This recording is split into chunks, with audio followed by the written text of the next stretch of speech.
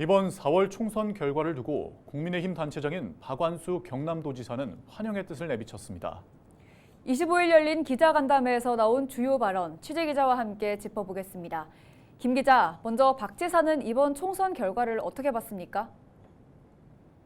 네, 먼저 국민의힘 국회의원을 지내기도 했던 박완수 경남도지사는 이번 총선 결과를 국민들이 정부 여당을 향해 민심을 살피라는 뜻이 담겨 있다고 말했습니다. 또 국정 운영 평가에 대한 답은 아꼈지만 다음 국회에 기대하는 점이 많았습니다.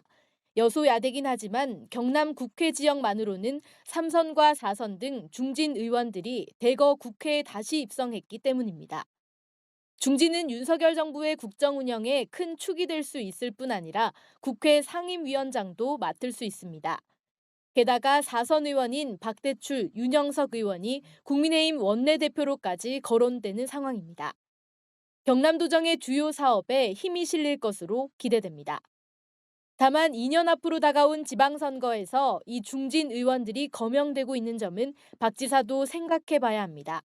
아직 알 수 없지만 도지사 재선 도전에 걸림돌이 될 수 있는데 박 지사는 누구나 선거를 할 수 있다고 답했습니다.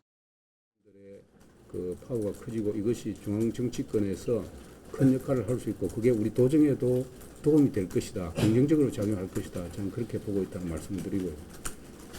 지방선거는 저는 누구든지 할 수 있다고 생각들고 도민의 선택을 받으면 누구든지 할 수 있는 것이다.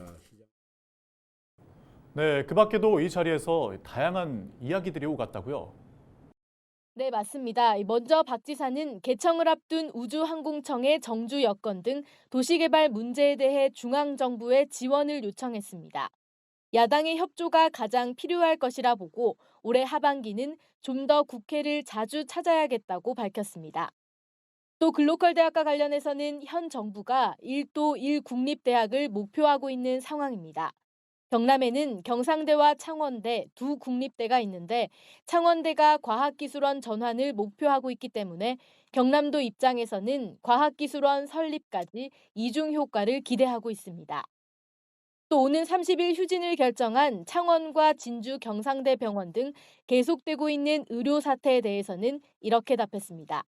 국민들을 생각하고 이제는 더 이상 이 사태를 계속 끌고 가는 것은 바람직하지 않다. 그래서 이제는 좀 국민들이 나서야 될 거 아닌가. 국민들이 의료계에 대해서 어느 정도, 물론 정부에 대해서도 강력하게 국민의 목소리가 정부의 네, 여기까지 듣겠습니다. 지금까지 보도국 김수정 기자와 함께했습니다.